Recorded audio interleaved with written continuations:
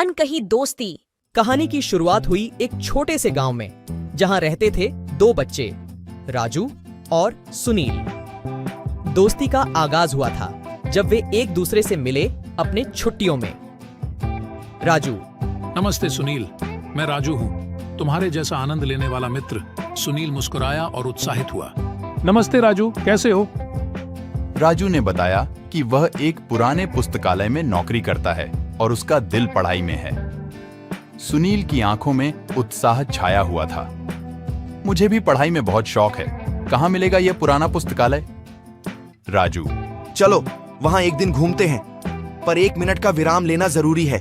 दोनों बच्चे ने विराम लिया और फिर राजू ने कहानी में एक नया मोड़ डाला। राजू: पुराने पुस्तकालय में पहुंचते ही हमने एक रहस्यमय पुस्तक खोजी।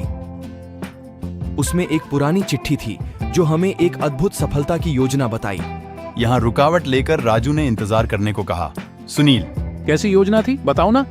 बच्चों ने एक दूसरे के साथ यात्रा करते हुए कई बच्चों को भी जोड़ा और राजू ने कहानी का नाटकीय रूप में आनंद लिया। राजू ने थोड़ी देर के लिए मुंह बंद किया। सुनील ने बेताबी से पूछा। इस बार सुनील ने सवाल किया, कौन सा रहस्य था उस कविता में? राजू, इस योजना के अनुसार हमें एक साथ मिलकर एक छोटे से समुद्र तट पर पहुंचना था। सुनील ने उत्सुकता भरी आंखों से कहा। फिर क्या हुआ? राजू, हमने वहां पहुंचते ही एक महाकवि मिला जो हमें अपनी कविता का रहस्य बताएगा। राजू ने अंत में कहानी को एक रोमांचक समाप्त किया। राजू, हमने एक दूसरे का साथ निभाया, समस्याओं का सामना किया और मिलकर हर मुश्किल को पार किया। आखिरकार हमने समुद्र की ऊंचाइयों को हासिल किया और सफलता का आदर्श बना।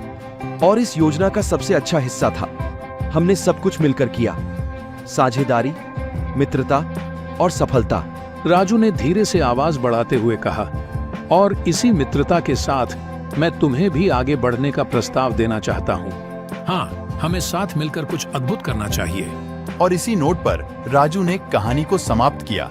लेकिन इस अद्वितीय कहानी ने सुनील को सोचने पर मजबूर किया और उसने राजू के साथ नए सपनों की यात्रा की शुरुआत की। इस अनोखी कहानी ने सुनील को प्रेरित किया और सुनील ने अपने जीवन को नई दिशा देने का निर्णय किया।